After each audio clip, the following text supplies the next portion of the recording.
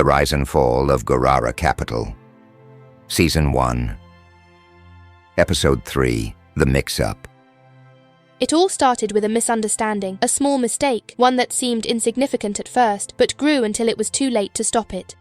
I am Sarah Mark, and I had come to Gurara Capital with one goal: to make things better, to make things more efficient. I thought I knew what I was doing. I thought I understood the people who worked here, the value they brought, but I was wrong. That morning, I was in my office, looking through the reports that had been piling up on my desk. I had been going over the company's financials, trying to figure out where we could cut costs, where we could improve efficiency. I had already decided that some of the employees weren't contributing as much as they should. I needed to make changes, and I needed to make them quickly. One name that kept coming up was Umar Yusuf. I frowned as I looked at his file. Umar was listed as an analyst, but there wasn't much information about his specific contributions. His name wasn't on any of the big projects, and from what I could see, he wasn't directly involved in any of the major decisions. He was just there, a quiet presence in the background, not making much of an impact. I had walked through the office several times, and I had seen him sitting at his desk, always working, but never really interacting with anyone. He looked modest, almost out of place. I couldn't see why someone like him was needed in a company that was trying to grow, to be more aggressive, more efficient. I called Mr. Okoro into my office. He was my father's right-hand man, someone who had been with Gurara Capital for years. I trusted his judgment, but I also knew that he was too close to some of the employees. He was loyal, and that made it hard for him to make the tough decisions. Mr. Okoro, I've been looking at the staffing situation, I said, tapping Umar's file with my pen. I think we need to let Umar Yusuf go. He's not contributing enough to justify his position. Mr. Okoro hesitated. Miss Mark, Umar has been with the company for a long time. He's one of the hardest workers we have. He may not be flashy,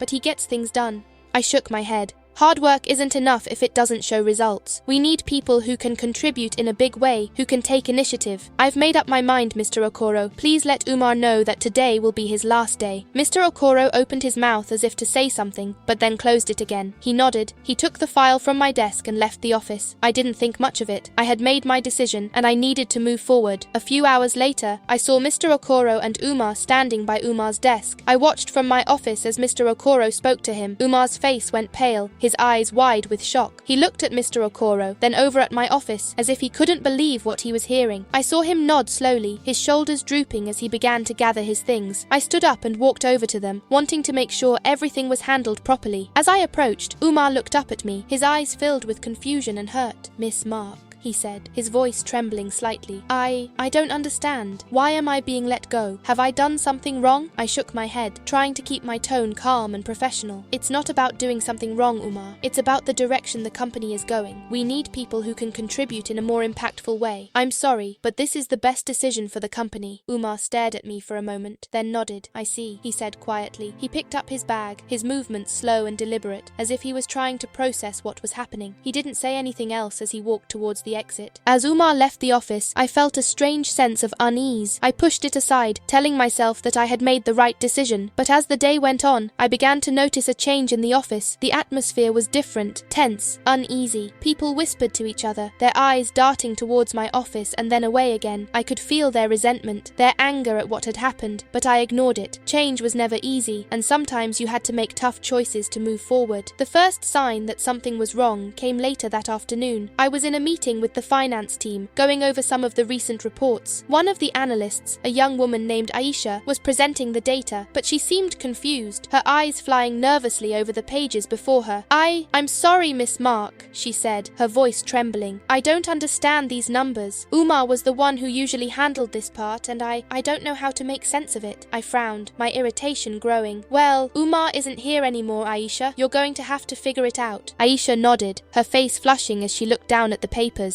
The rest of the meeting was awkward, the tension in the room palpable. I could tell that the team was struggling without Umar, but I told myself that they just needed time to adjust. They would figure it out eventually. But over the next few days, things only got worse. Reports were late, Mistakes were made, and the office seemed to be in a constant state of chaos. I heard people whispering about Umar, about how things had been better when he was here. I tried to ignore it, but it was hard not to notice the growing sense of unease, the way people looked at me with a mixture of anger and fear. At home, I tried to push it all out of my mind. I told myself that this was just part of the process, that things would get better once everyone adjusted to the changes, but deep inside, I could not get rid of the feeling that I had made a mistake, that maybe, just maybe, I had underestimated Umar's value to the company. Meanwhile, Umar was struggling to come to terms with what had happened. He had given so much of himself to Gurara Capital, had worked tirelessly to help the company grow, and now he was being cast aside as if he meant nothing. He spent his days at home, trying to figure out what to do next. He felt lost, adrift. He had always been someone who found purpose in his work, and now that purpose was gone. His mother tried to comfort him, telling him that everything would work out, that he would find another job, another opportunity. But Umar wasn't sure. He had put everything into Gurara Capital, had given it his all, and now he was left with nothing. He couldn't understand why Sarah had fired him, why she couldn't see the value he brought to the company. One evening, as Umar sat in his small apartment, staring at the walls, he thought about the work he had done, the problems he had solved, the hours he had put in. He thought about how easily Sarah had dismissed him, how she had looked at him and seen nothing but a man who wasn't important. It hurt, more than he wanted to admit. But as he sat there, he felt something else, a determination to prove her wrong, to show her, and everyone else, that he was more than they thought. Back at Gurara Capital, the cracks were beginning to show. The company was struggling, the employees were demoralized, and the tension was growing with each passing day. The changes Sarah had tried to implement weren't working, and it was becoming clear that Umar had been the glue that held everything together. Without him, the company was starting to fall apart. And as I sat in my office, staring at the reports that were piling up, I couldn't help but wonder if I had made a terrible mistake, if maybe, just maybe, I had let my pride cloud my judgment. The consequences of my actions were becoming all too clear, and I wasn't sure if I could fix the damage I had done.